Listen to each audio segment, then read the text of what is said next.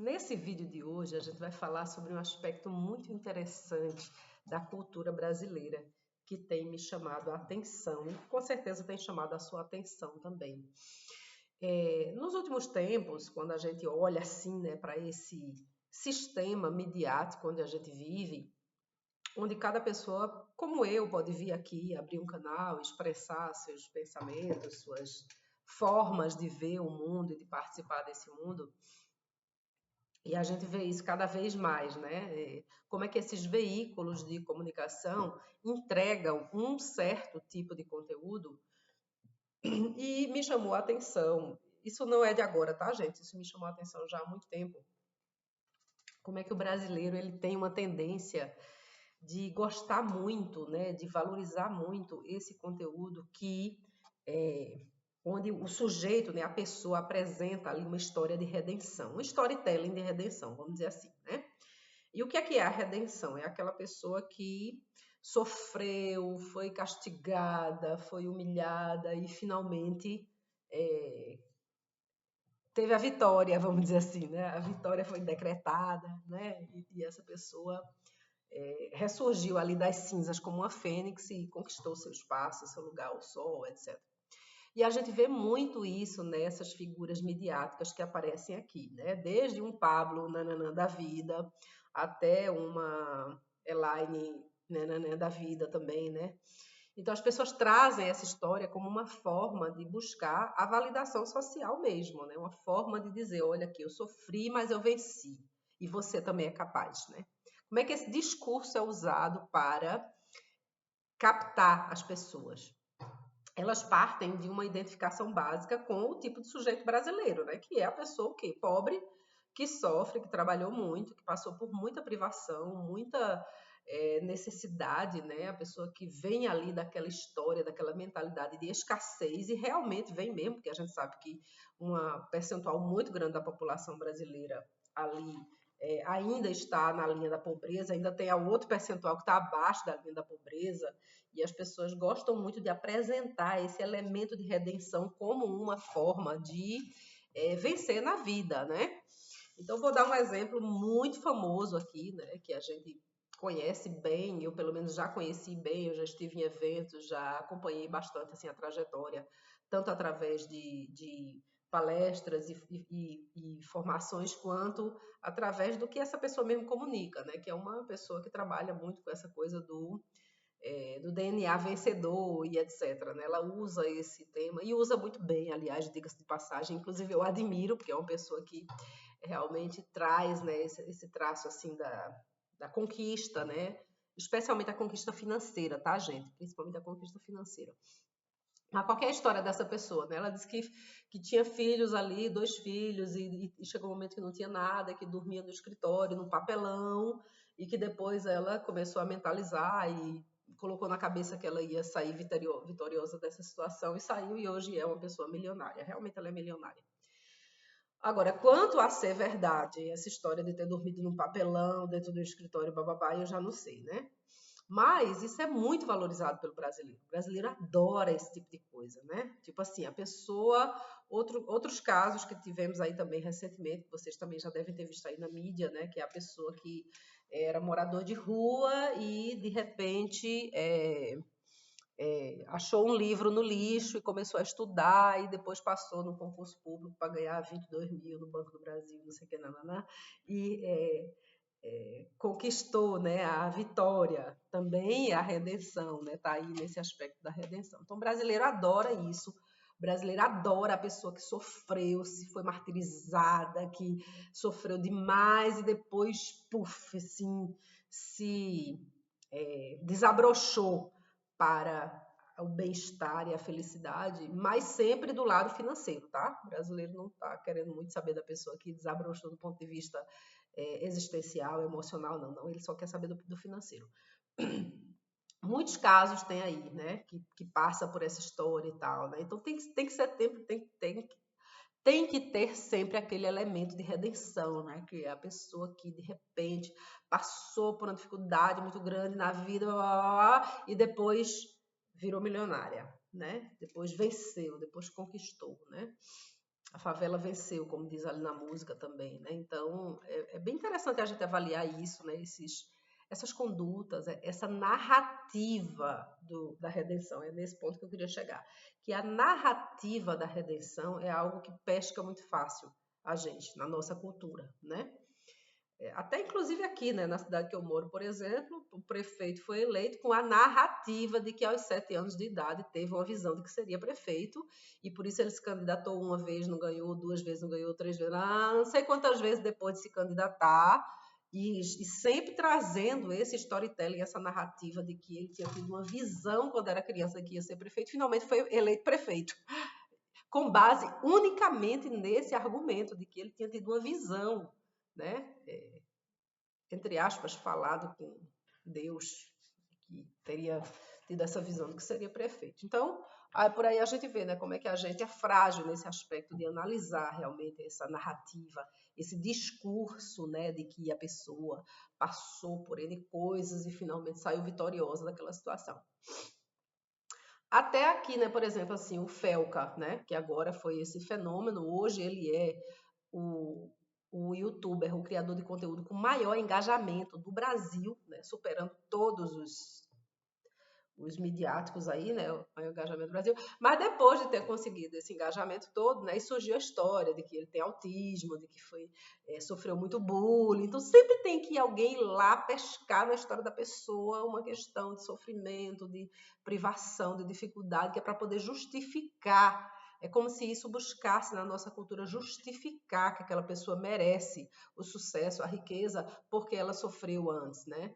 E tem também muito a ver com o nosso pensamento sobre dinheiro. Aliás, inclusive, aproveito para recomendar um livro sobre psicologia financeira que ele fala sobre isso, né? A nossa ideia do brasileiro, da pessoa, não só do brasileiro, tá? Eu tô falando brasileiro porque eu sou brasileira e eu conheço a cultura brasileira, né? A nossa ideia de que a pessoa merece dinheiro é só se ela tiver sofrido. Se ela não tiver sofrido, vamos supor, a pessoa estudou, trabalhou, teve uma grande ideia, vendeu e ficou milionária. Não, aquilo não é merecido. Por quê? Porque a pessoa não sofreu, ela tem que ter passado por algum perrengue, por algum tipo de privação, de provação espiritual para poder ter merecido aquele dinheiro ali, né? E esse discurso ele é muito usado em vários sentidos. Até agora, recentemente, esse ano, eu estive no evento, inclusive eu parei até de ir em alguns eventos, sabe, gente, de empreendedorismo, por causa desse tipo de linha que é vendida, porque todo mundo que sobe no palco começa a contar uma história triste. Ah, é porque não sei quanto eu comecei e aconteceu isso, e eu sofri, e eu fui no fundo do poço e de repente eu renasci como uma fênix e fiquei milionário. Todo mundo que subia no palco começava a contar essa mesma história. Eu quer saber de uma coisa? Eu vou parar de ir nesses eventos, porque essa história já está enchendo, né, a paciência. E você vê que é mentira, que a pessoa não tem. Quando você vai pesquisar, olhar a história da pessoa, a pessoa estudou no colégio de elite aqui em São Paulo. E nunca provavelmente passou por nada daquilo. Aquilo é só uma narrativa que foi inventada para engajar as pessoas e captar as pessoas para a história dela, né? Nesse storytelling maluco aí que as pessoas inventam. Isso acontece demais aqui no meio midiático. Todo mundo quase que está aqui no YouTube, no TikTok, que viram uma referência, né? Agora mesmo, né? Tem a história da menina que planta café, que a plantação dela foi destruída, que ela levou uma queda e nananana. Aí depois disso tudo, aí ela merece, então, que a gente vá lá e compre o café dela, porque ela é uma pessoa que sofreu. Então a gente não tem assim a valorização do trabalho e da inteligência, da ideia, do cognitivo em si. A gente quer que a pessoa tenha que primeiro ter sofrido muito para poder admirar o trabalho dessa pessoa, né? Aí eu também, se eu fosse contar uma história, inclusive até está aqui no meu livro, mas eu não gosto de explorar isso, porque eu acho que isso também ficou tão pobre, né? Isso ficou tão pequeno diante, né, do que a vida pode nos oferecer. Mas eu podia também explorar isso, né? Que tenho 10 irmãos, que a gente passou fome, que meus irmãos plantavam cana-de-açúcar, que trabalhava, né? Que a gente passou fome, que não tinha comida. E realmente é verdade, né? A gente passou, teve uma infância muito difícil, muito pobre, de verdade, né? Aqui não é nem storytelling, viu, gente? Nem narrativa, foi fato mesmo. Eu venho de uma família grande e pobre, que a gente não tinha condições. A única coisa a qual a gente tinha acesso, né? Era a educação pública, inclusive, né? Estudei em escola particular. exceto um pequeno período da minha infância, quando a gente se mudou, que não tinha escola para mim, minha família teve que fazer um esforço para me colocar numa escola particular, porque senão eu ia perder o ano. Depois eu saí dali e voltei para a escola pública, como sempre estudei em escola pública, eu e meus 10 irmãos, né? Então, o que é que acontece? A decisão é, você explora isso como forma de engajamento ou não, né? No meu livro aqui eu conto um pouco da história, né, da minha família, como é que a gente... Tá aqui o livro ficou bem bacana. Todo mundo que está lendo está gostando. No livro eu conto um pouco dessa história, né? Porque realmente a gente tinha uma vida. Mas eu não gosto de explorar isso como uma forma de vender mediaticamente e de engajar mediaticamente, né? Mas todo mundo faz isso aí, né? Você vê, a pessoa começa a contar, a história tem história triste, né? Inclusive tem gente que inventa história. Tem uma conhecida influenciadora que depois se descobriu, né? Porque assim, quando ela ficou famosa e começou a contar muito aquela história foi ganhando repercussão, aí o ex-marido foi lá e colocou ela na justiça, porque ela dizia que tinha apanhado, que ele tinha jogado ela fora de casa com o filho, que ela não tinha nada, que ela dormiu na porta de uma empresa com o filho, porque não tinha onde dormir, babá, babá, né? Aí no final, só que essa história foi ganhando repercussão, né? O problema de mentir é esse, né? Que um dia a verdade aparece, né? E eu sempre digo assim, olha, não mente, gente, não mente no currículo, não mente na sua história, porque um dia a história aparece. Né? Ela ficou famosa, a história ganhou repercussão, aí o ex-marido disse, opa, peraí, que história é essa? Eu nunca fiz negócio desse, por que você está contando essa história aí? E terminou que virou caso de justiça, porque ele queria que ela se retratasse publicamente, porque a história ficou tão famosa, porque era o gancho, era o único gancho de engajamento que ela tinha, era dizer que foi colocada para fora de casa com criança pequena, que dormiu na rua, que não tinha nada para comer, e depois disso ela conseguiu ser vendedora, depois bateu a meta de não sei quanto, e hoje se tornou uma influência da área de vendas. Então essa é a questão, né, para a gente pensar um pouco, né, a gente começar a olhar melhor para essas histórias. Será que é verdade isso mesmo que a pessoa está contando, né? Será que isso realmente aconteceu? Ou é somente mídia? É somente um gancho midiático para conseguir engajamento, né? Será que isso realmente se passou? Como é que isso aconteceu de verdade, né? Será que essa história que a pessoa está contando é somente para me pescar? Ou realmente faz sentido? Tem fundamento? Tem uma história que de fato aconteceu, né? Eu não estou dizendo que as pessoas não sofreram, não, tá, gente? Todo mundo tem sua carga de sofrimento. Eu também tenho a minha. Todo mundo veio de alguma história que no Brasil, 95% da população é ou pobre ou classe média, sendo que a classe média brasileira também é pobre, só não sabe disso, né?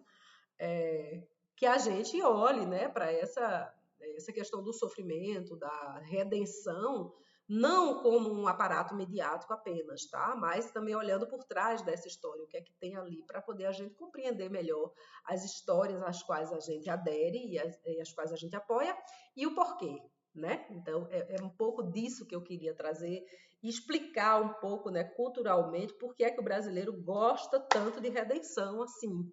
Se você pegar um livro, eu não vou pegar porque ele está ali no quarto da minha filha, mas o livro Viva o Povo Brasileiro, ele fala um pouco dessa história, né? Se você pegar o livro de alguns historiadores, inclusive do Buarque de Holanda ali, que são os maiores historiadores do Brasil, ou você pegar o livro, esse livro está aqui, eu vou até mostrar que é um livro que eu gosto muito e toda vez que eu falo aqui um pouco desses aspectos históricos da cultura brasileira, eu mostro esse livro, porque realmente ele vale a pena, que é o livro da Lilian Schwartz e da Heloísa Starling, aqui, ó, Um Brasil. Ele fala um pouco desses aspectos, né, históricos de como o Brasil veio a se tornar essa cultura onde a gente, duas coisas, valoriza o estrangeiro e fica lambendo as botas dos estrangeiros sempre, fazendo sala para estrangeiro como se a gente não tivesse história boa e gente boa aqui, e segundo, porque é que a gente gosta tanto de redenção, né?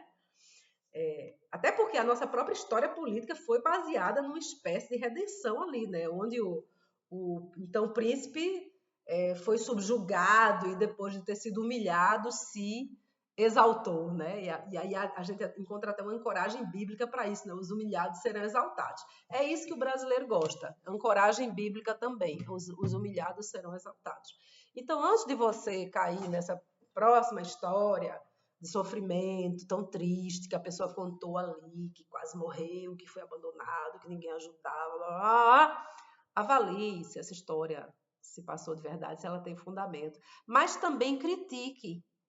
Por que é que na nossa cultura a gente gosta tanto de redenção? Por que é que a gente gosta tanto desse tipo de coisa, ao invés de simplesmente compreender, apoiar e valorizar o esforço, o trabalho, tanto intelectual quanto físico, né? Dentro ali do conceito de múltiplas inteligências, porque a inteligência não é só intelectual, também tem a inteligência emocional, que inclusive essas pessoas usam para manobrar a massa e conseguir esse engajamento, né? Que é essa conexão pelo emocional mesmo, né? De olha, eu sofri, você está sofrendo, você também vai conseguir, né? Mas, enfim, era deixar um pouco dessa reflexão aqui com vocês. O que é que vocês acham sobre isso? Eu queria muito escutar vocês, assim, quem acessa aqui o canal, o que é que pensa sobre isso, né? O que é que pensa sobre essa narrativa de redenção que é tão usada nas mídias brasileiras? Me conta aqui o que você acha. Eu terei maior prazer em responder.